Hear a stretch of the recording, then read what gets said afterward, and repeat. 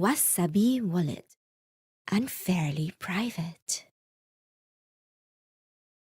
What is going on, everybody? Welcome to the show. I hope you're having a good week. We got plenty to talk about this week. Elizabeth Warren has been she just decided to hit up all the news networks and start talking about Bitcoin and regulation and shadowy super coders that will rule us all. So we're going to get into that. We're going to talk a little bit also about the rumor mill that was going around Amazon accepting Bitcoin, so on and so forth. The price movement that we've seen over the past week. We're gonna hit it all. As always, this is live. Anything can happen. I defer to my friend Bill here. We'll do it live. Okay. We'll do it live. Fuck it. Do it live. I'll write it and we'll do it live. And thing sucks. As always, please do smash that like button. Give this a share. Let's get even more eyeballs in here, and it really does help get the show around. I am Ben with the BTC Sessions. This is your daily session.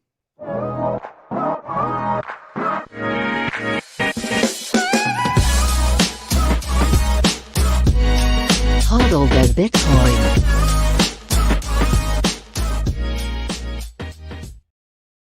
All right, before we get into it, let's take a look at where we are in the market right now. We're on the newly revamped bitbo.io dashboard. We're sitting at $39,566 per coin. A single US dollar will pick you up. Wow, where did that even go? Man, I am not used to looking at this. A single US dollar will pick you up 2,527 sats. 89.38% of all Bitcoin have been mined. And in terms of fees, it's looking like up a little bit from last time we chatted here. 23 sats per byte into the next block. But if you're willing to wait a little bit, half an hour, 5 sats per byte, an hour plus, you could probably get in with 1 sat per byte. So still not bad, but we're starting to see some movement here in the price. And so, if you still have things to do, if you still have to move some funds into hardware for safekeeping, if you still need to move between wallets, if you still need to open some Lightning channels, if you need to do some swaps for liquid, whatever you're doing, let's get it moving here, because you never know, things could start to eke up, and we've had some low fees for quite some time now. It could be heading the opposite direction, but we shall see. Of course, shout out to sponsors of the show, LEDN.io. You can use your Bitcoin for a variety of different things here.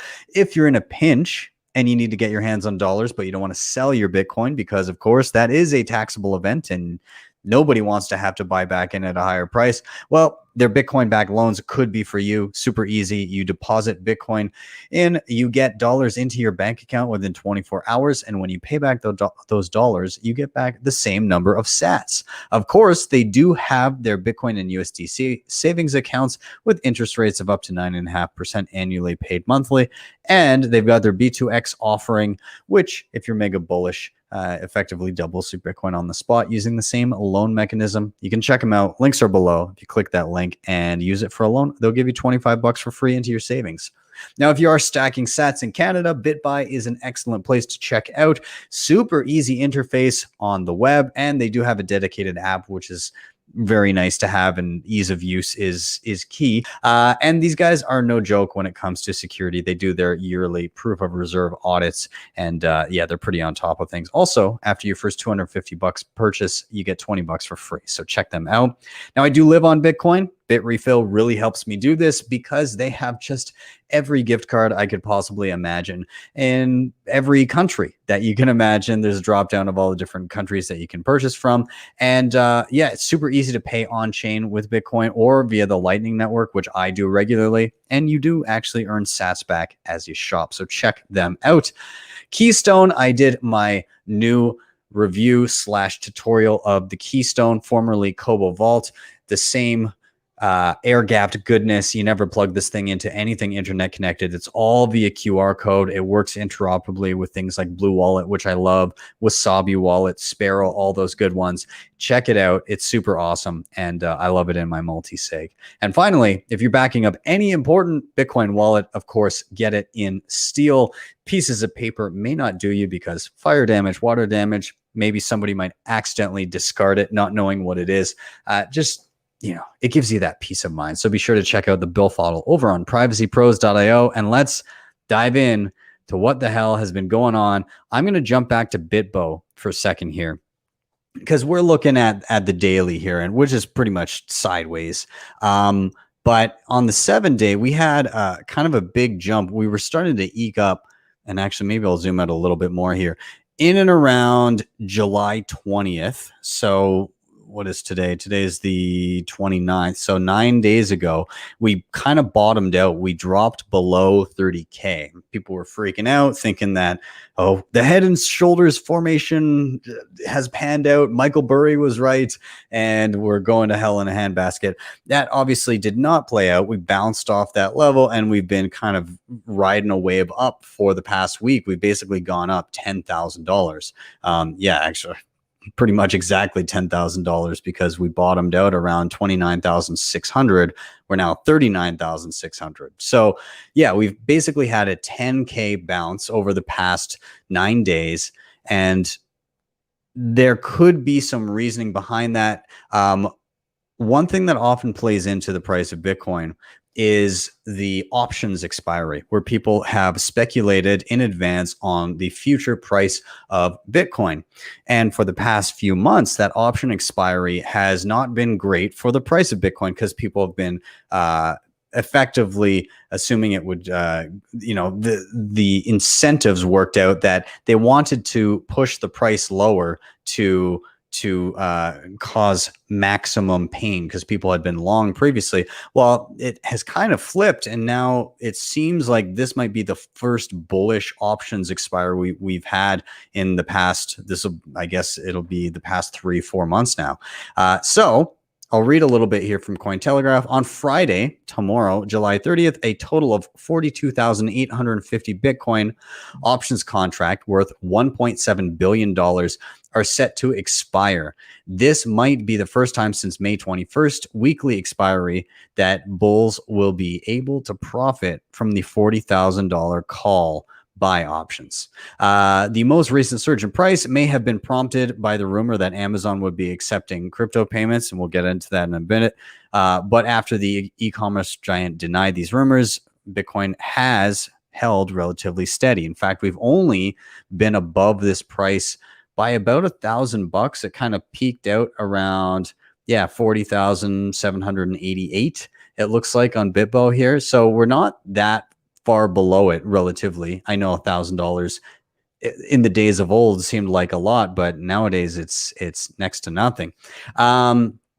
Anyways, according to options markets, regardless of the reason behind the recent strength, a few incentives are in place for bulls to sustain the $40,000 level. So we may see tomorrow, and the options expiry 3 p.m. UTC on Friday. That's 650 million on CM. Oh, sorry, rather, yeah, that's on CME. And then there's also some on Deribit that are expiring as well. So anyways, all in all, there's a lot of options expiring tomorrow, and the incentive for a lot of people is to keep the price above 40K tomorrow. So you might see some movement to the upside in the next 24 hours. But hey, it's Bitcoin. Anything can happen. Now, on that Amazon note, no, Amazon is not looking to accept Bitcoin payments. So Amazon has denied a British newspaper's report that it is planning to accept Bitcoin payments by the end of the year. Quote, notwithstanding our interest in the space, the speculation that has ensued around our specific plans for cryptocurrencies is not true. We remain focused on exploring what this could look like for customers shopping on Amazon.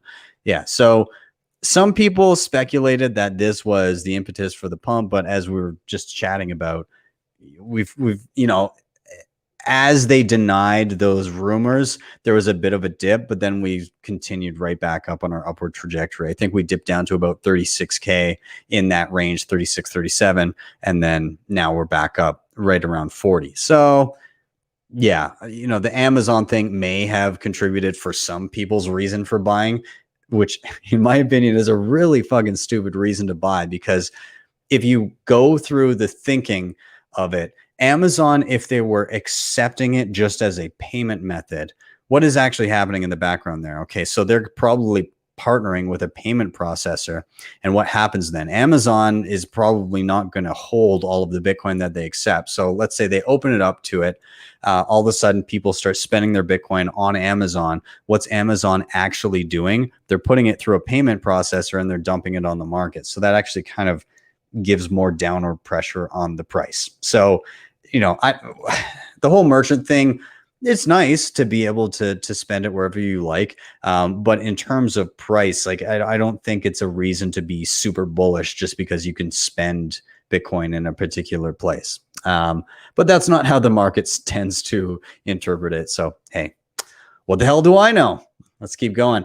Okay, we're going to chat a lot about regulation, and this will lead us into some Elizabeth Warren stuff that's been in the news lately. But first, I want to touch on this infrastructure bill. So from CoinDesk here, new infrastructure bill looks to raise $30 billion through crypto taxes. Okay. So it says here, a bipartisan infrastructure bill in Congress proposes to raise $28 billion from crypto investors by applying new information reporting requirements to exchanges and other parties. According to a draft copy of the bill, any broker that transfers any digital asset would need to file a return under a modified informing reporting regime. The draft defined digital assets as any digital representation of value recorded on a cryptographically secured distributed ledger.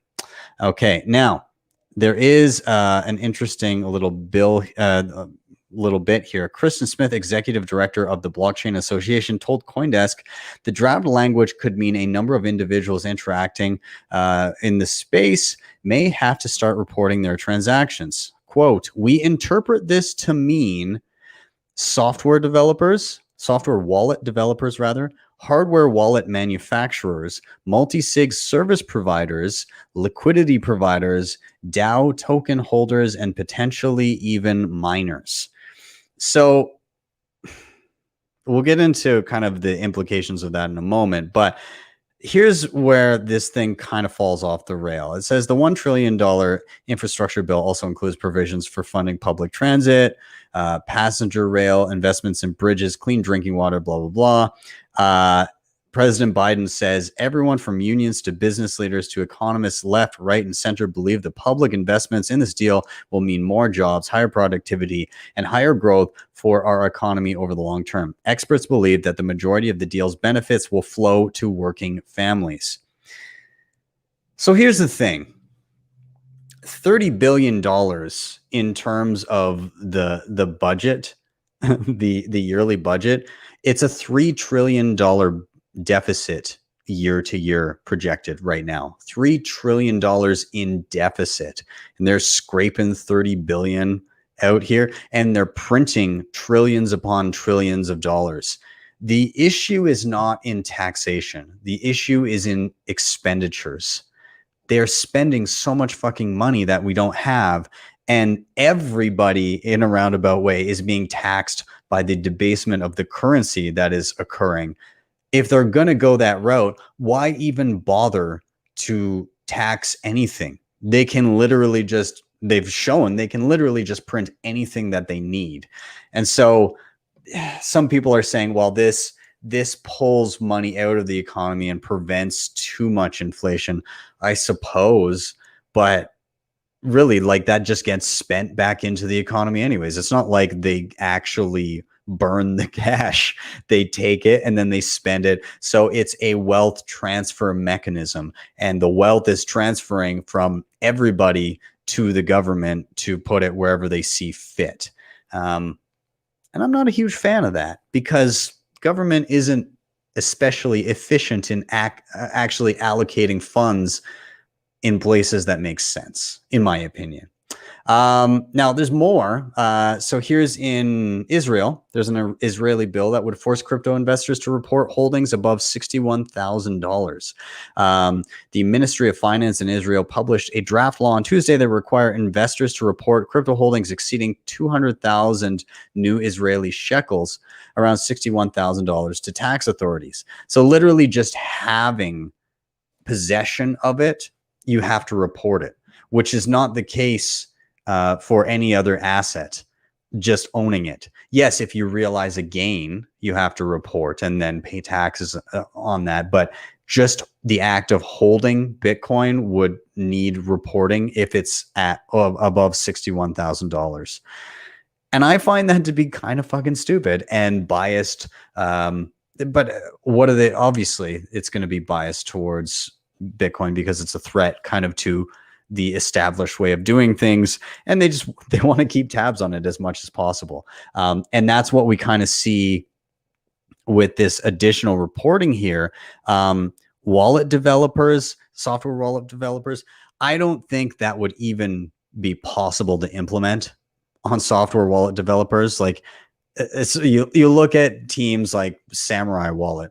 Yeah, they're gonna report, and plus, not only that, but the wallets themselves don't actually record information, right? The wallets themselves are just open source software for the most part, where you generate your private keys within the wallet. So that process is not, and you would effectively have to make it so that every available wallet option out there would phone home to give information to some honeypot about how much Bitcoin was in that wallet, even if they didn't control the keys. So I don't think that's possible. I also think that extends out to hardware wallet manufacturers. Now, could they coerce companies like that into doing something like this, implementing like a phone home type thing? Maybe, but then you could also use it with alternative software. So that kind of negates that. And even still, let's step outside the realm of that. You could also use something like the Seed Signer, which is like an open source. You can build it yourself from scratch. Cold Card has open sourced everything. You can literally build your own cold card. There's a lot of options around that. So around wallets, I think that point's totally fucking moot and will not make it anywhere.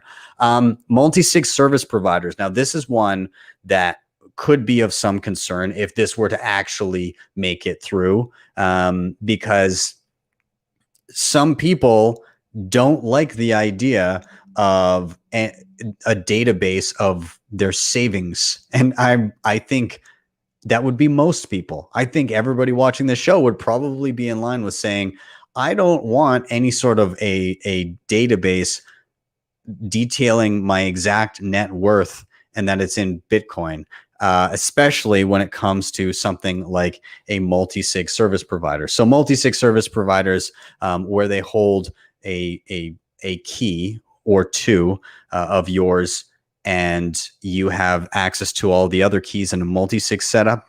And so they can't actually access your funds, but they would know the balance. Their job is just to be like a signer of last resort if you lost a couple of your hardware wallets or something. So yeah, this could be an attack vector, at which point I think people would just do multi-sig on their own, because you can just do that with the software that is free and open source that anybody can use. So yeah, and then when it comes to exchanges, liquidity providers, I find it funny. DAO token holders, like in the DeFi space, I don't know. Like that doesn't seem very decentralized then, which I guess a lot of DeFi is bullshit anyways. And then potentially even miners. So then, and we'll touch on this in a bit too, but what happens to miners then? If you're using the actual grid, then you got to report everything. So what do miners do? They'll probably go off grid, right? They'll get power from sources where it's easy to kind of tap into, and you don't have, in certain jurisdictions, you don't have to like constantly report exactly what's going on. Obviously, as a business existing in a jurisdiction, you have some of those things, but yeah, I think you'll see more off-grid mining if that was the case, where it became too onerous. Let's talk about Senator Elizabeth Warren. And so this is the quote where all the great memes this week came from. She said that crypto puts the financial system in the hands of shadowy super coders. I think that might be one of the most boomer quotes in the history of Bitcoin, but I don't know. We'd have to look back through the archives. Anyways, she sent a letter to the Treasury Secretary, Janet Yellen, asking for greater regulation of the industry. She spoke out about some of the same issues in a hearing for the Senate Banking Committee this morning, which was in and around that bill that we just talked about. Now, she does highlight a handful of things that I will say they're not untrue. So she talks about kind of the hype and the marketing around the crypto industry, which I agree. Like outside of Bitcoin, which is actually decentralized and doesn't have like a marketing department, all of these shit tokens that come out that actually have a central point where you can point to like a person or a figurehead or a foundation that's actually in charge. Yeah, there's marketing going on there, and there's a lot of promises that will not be ever fulfilled. And so, yeah, there's that aspect to it. There's also the aspect of if you're a business and you're holding people's funds, like if you're a custodian, I'm not opposed to there being some sort of rules in and around that saying like, hey, do you actually have people's money? Which, side note, is severely lacking from the existing traditional financial realm, right? They fractional reserve that shit to the moon.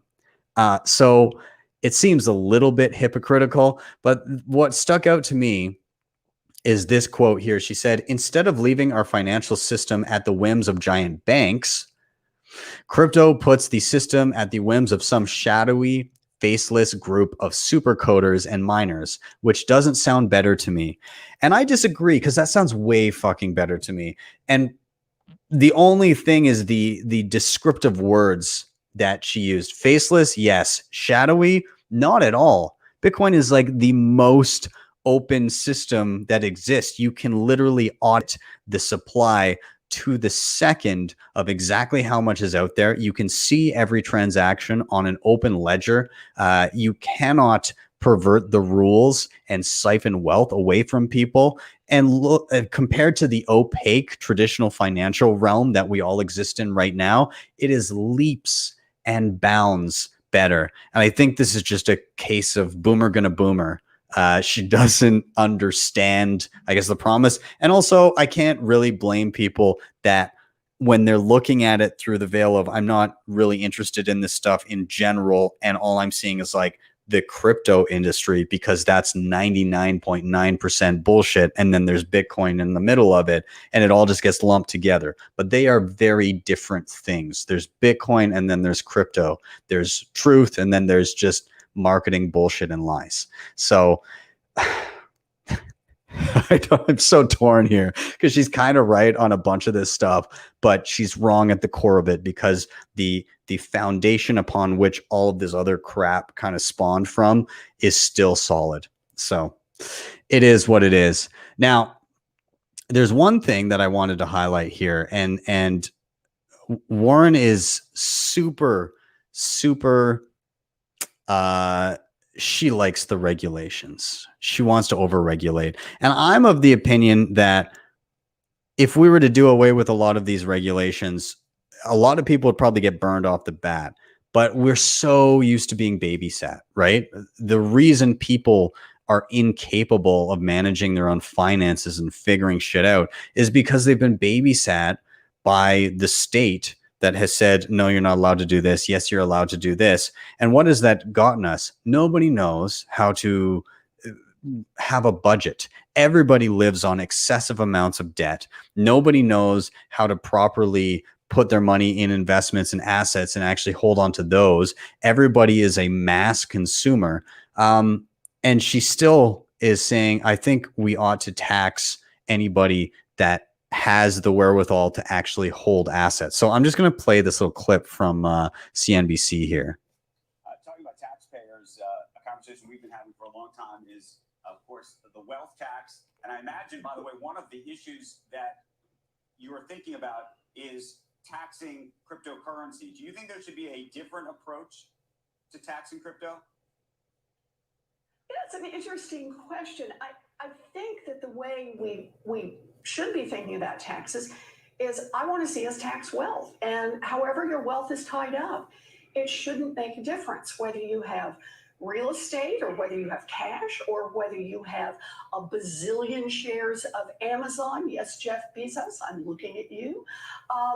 Whatever form you have your assets, diamonds, yachts, paintings, I think there ought to be a tax on that annually. Just a tiny little tax, and only for the people who have more than $50 million in assets. But notice, if we put that tiny little tax in place, that would be enough to pay for universal child care, enough to pay for our kids to be able to go to college, enough for us to pay for all those roads and bridges and bring them into the 21st century at the top of the line. We could pay for all of that if we just ask those at the top, pay a little bit more. Here's the thing. The income tax was initially rolled out only for the ultra wealthy. It was a temporary measure for the ultra wealthy. And so it was very easy for the vast majority of society to say, like, absolutely, people at the top, they gotta help out the rest. Now the average person has what, 20%, 30%, 40%, depending on the country. Like here in Canada, it can be 40% of your entire worth over the course of a year is effectively stolen from you. All of your time. You can work the first 4-5 months of the year, and that entirety of all of your time has gone to just hand it all over to the government. You've given up, a third to a half of your year, a half of your time, just to pay somebody else so they get to decide where your money is allocated. It's a slippery slope, and if somebody just owns something and it's just sitting there and there's just sitting it in an asset that they've accumulated because they've actually contributed and created something for other people that people find useful, I don't think that we should be penalizing that. I think we should encourage people to make things that a lot of people use. Now, a lot of people shit on Jeff Bezos, but I get why he's so wealthy. Look at the insane tool that he built for that everybody uses. Like, look at how widely he affected the lives of so many people to be able to like click a button and get shit delivered to their house instantaneously. Now, you can shit on some of the practices of Amazon, so on and so forth, but people find value there. People use it and it makes money. And it has made a lot of efficiencies for a lot of people. And a lot of people would be upset if that were to go away tomorrow. So should the inventor of that not have money from that? And should we disincentivize that by scraping more and more of that away? She quoted a very, very small number for a very small number of people, but that's not where it ends, right? A wealth tax, what ends up happening years down the road is if you own anything, you basically as we're seeing with a lot of these Bitcoin related, we want you to report just the fact that you own it.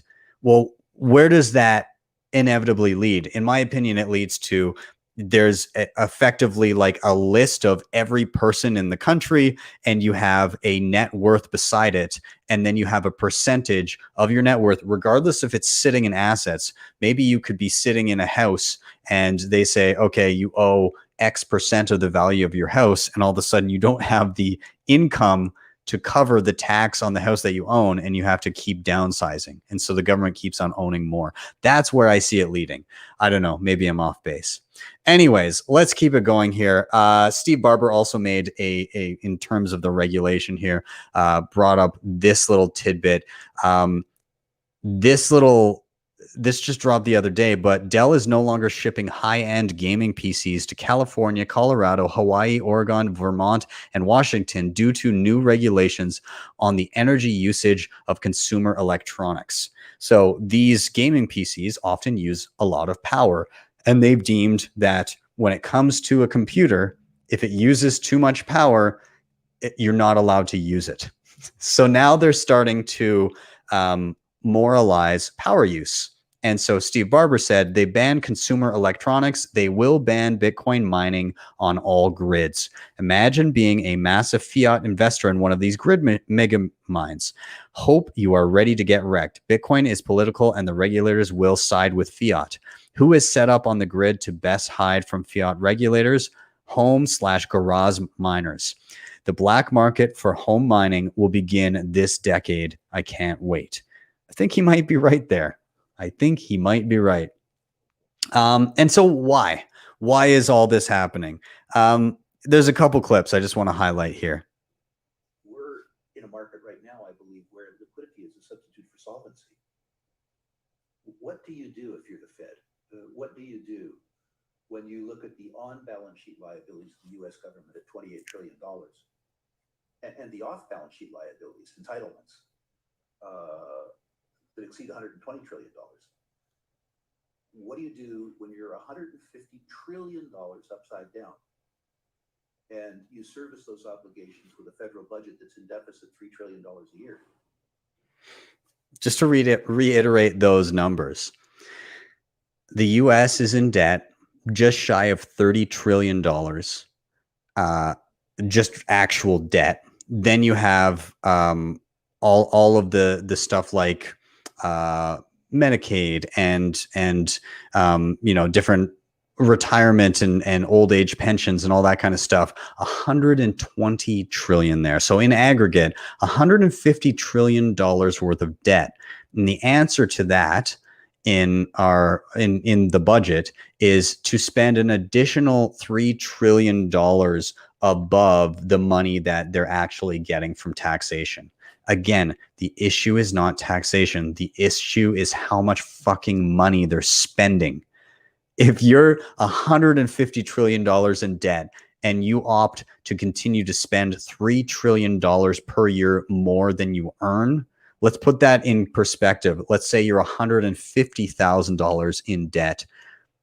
You better be making enough to pay down that debt year to year, not coming up and adding $3,000 to that debt year upon year. So it's pretty crazy. And then the explanation in and around inflation, they're trapped, right? They can't tax all of their deficit because it would just be there would be no money left. And so they have to print it, right? They have to print more money to cover the deficit. And so this was the explanation from Jerome Powell in and around inflation and it being quote unquote transitory, which we'll get into the definition of transitory in a moment.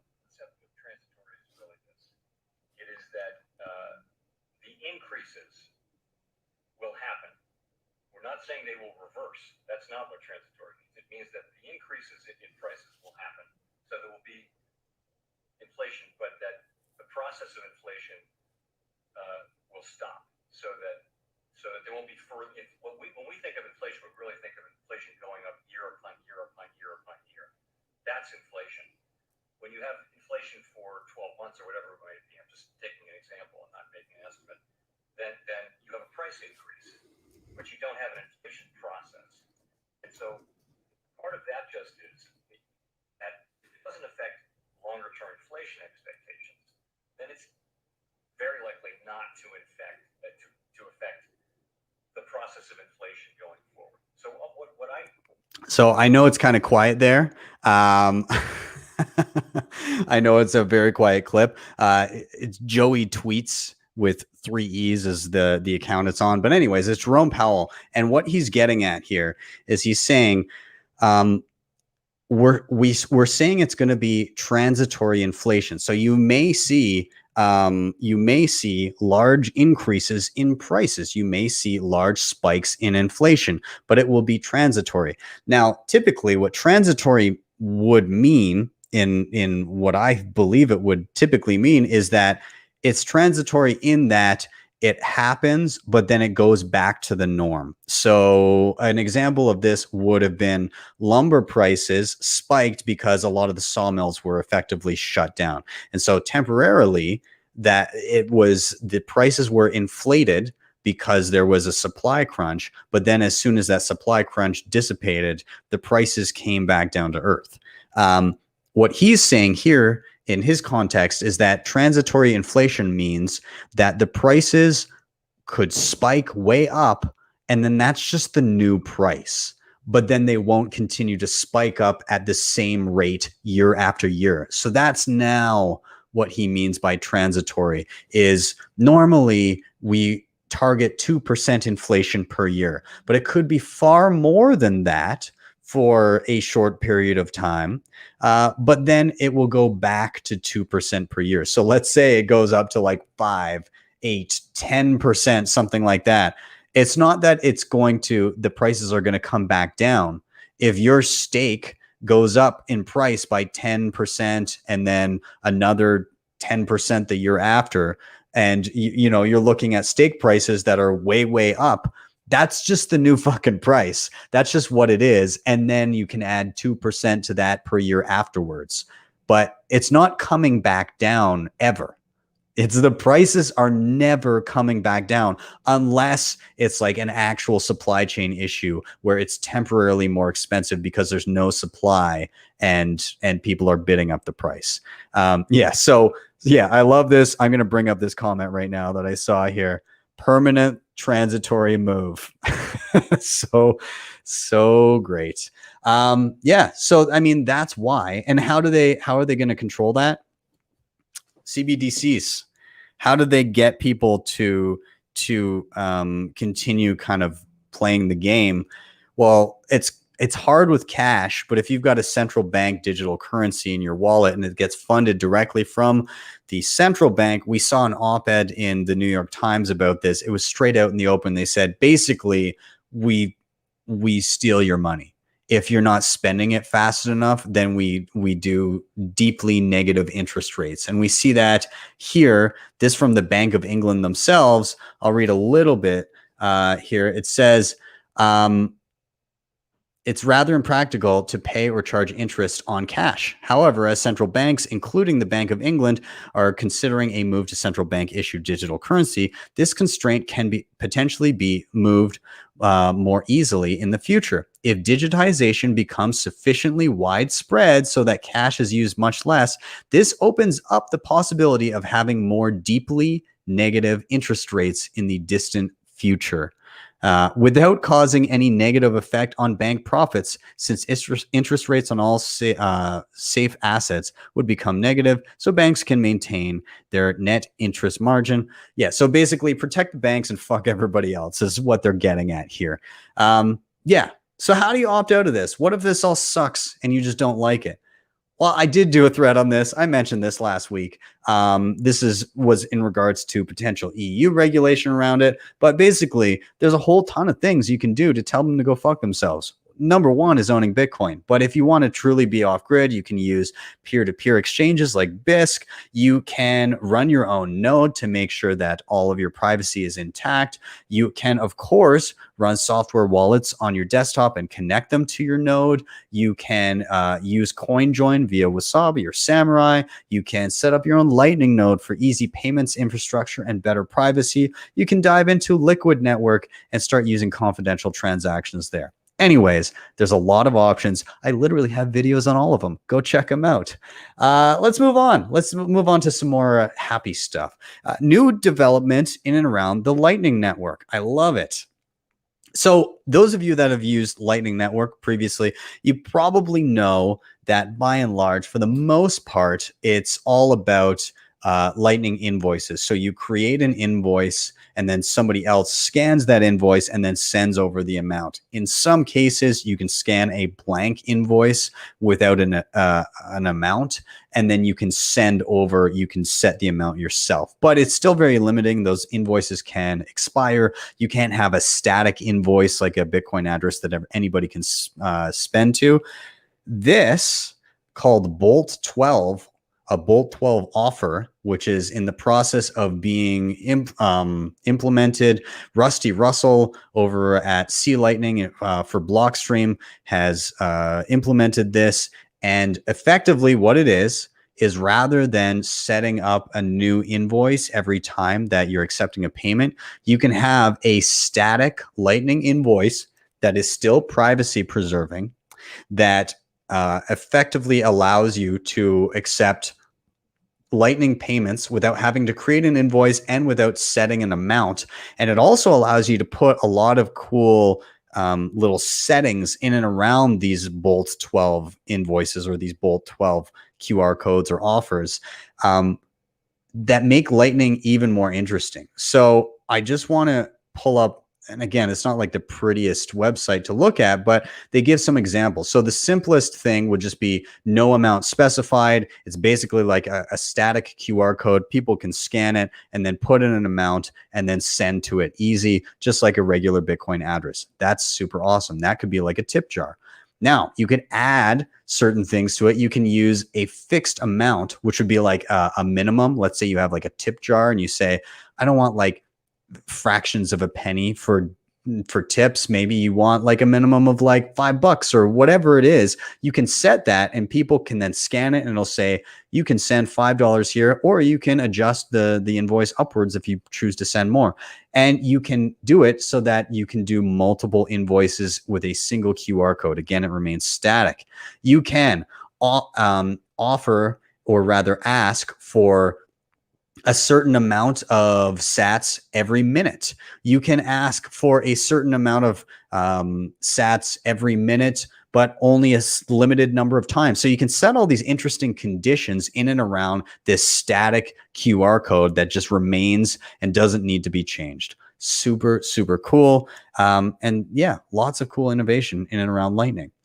Now, on the other side of things, I just saw this drop the other day. I played around with it a little bit. It's still, I'd say, early-ish phases, but this is in and around the Liquid network, and it's effectively, and again, I'm gonna treat this with a bit of a grain of salt, but like a decentralized exchange on Liquid network. So you no longer need like a shit token. You no longer need like Ethereum to be utilizing something like this. You can go between like a US dollar or Canadian dollar denominated stablecoin and Liquid, or you could have some sort of like a token that is redeemable for a good. Okay, so an example of this, just a proof of concept, is I had a token that was basically a voucher to buy a hat on a store, and I was able to use that, and that was like a payment. Okay, so you can effectively use this app on mobile to trade between these things. I'm experimenting with it a little bit.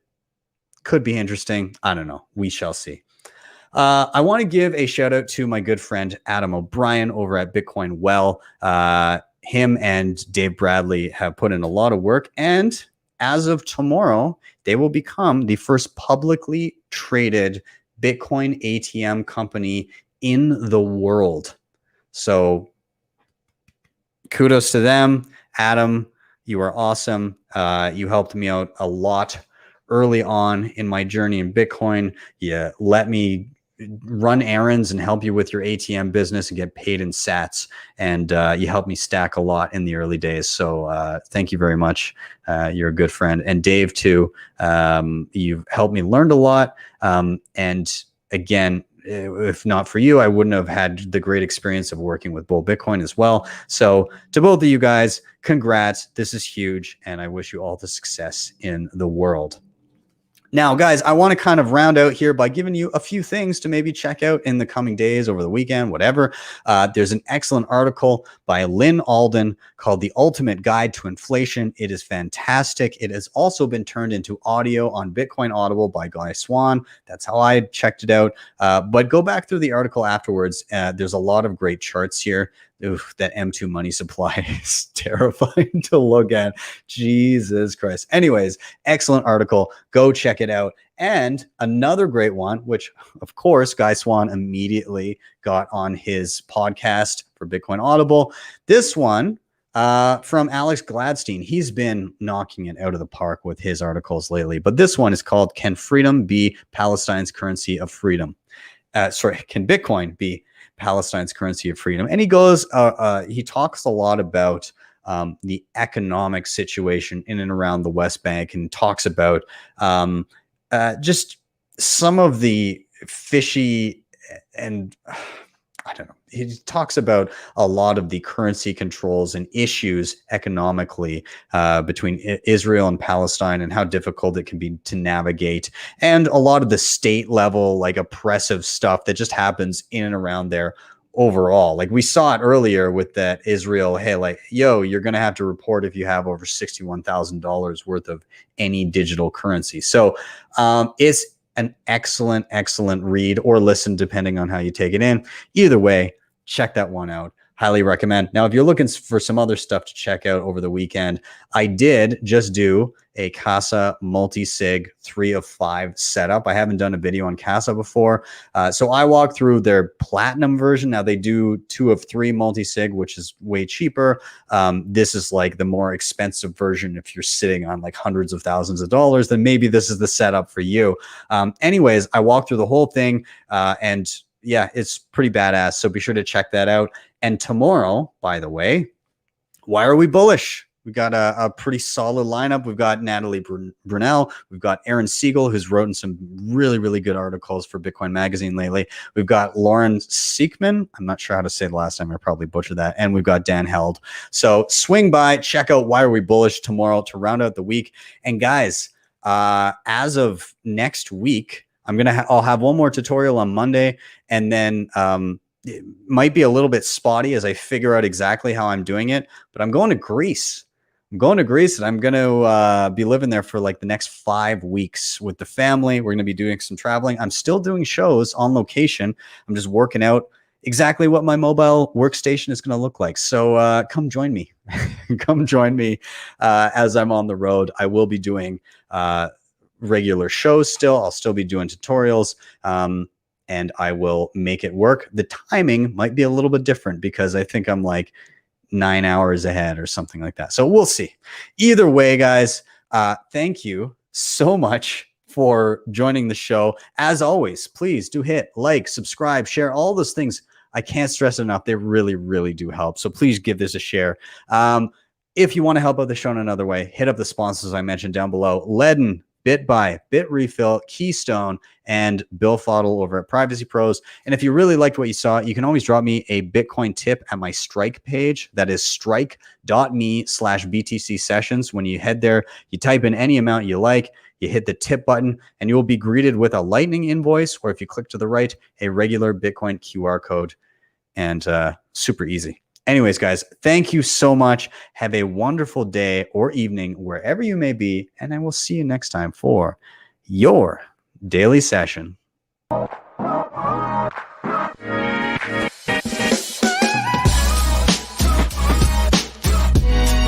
HODL the Bitcoin.